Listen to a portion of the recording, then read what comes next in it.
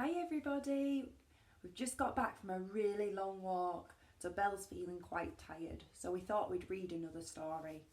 This one's called Norman the Slug with a Silly Shell. Norman the Slug with a Silly Shell, written by Sue Hendra. Norman the Slug thought snails were great. "Wow!" said Norman. "Look at them! They're amazing!" But unfortunately, the snails didn't think Norman was great. Whee! Crash! "Norman, you silly slug!" they cried. "You've spoiled our fun! This only works if you've got a shell!" Norman felt left out. Sadly, he skulked off into the moonlight.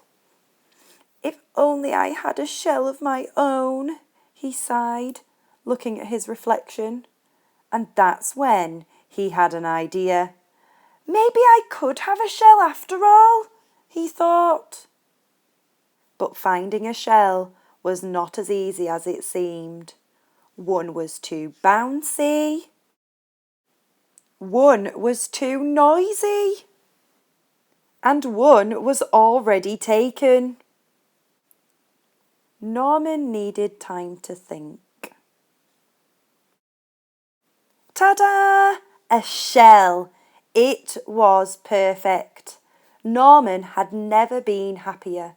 He could join the snails at last. Norman loved being a snail, and the snails loved Norman's silly shell. But the fun didn't last for long. Suddenly there was a loud flapping of wings.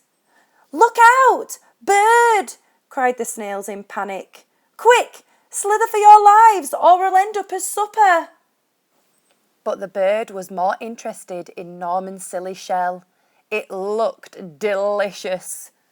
Norman was being carried up, up and away, higher and higher into the sky. What could he do? Norman did the only thing a slug could do. He made slime. Lots and lots of it. With a slither and a slother and a slip and a slide, Norman was free. But he was falling faster and faster and faster until... Norman, are you okay?" asked the snails. "Wow," said Norman, "that was great. I love flying. If only I had wings. Ta-da!"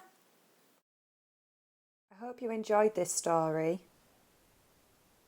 It's definitely put Belle to sleep today.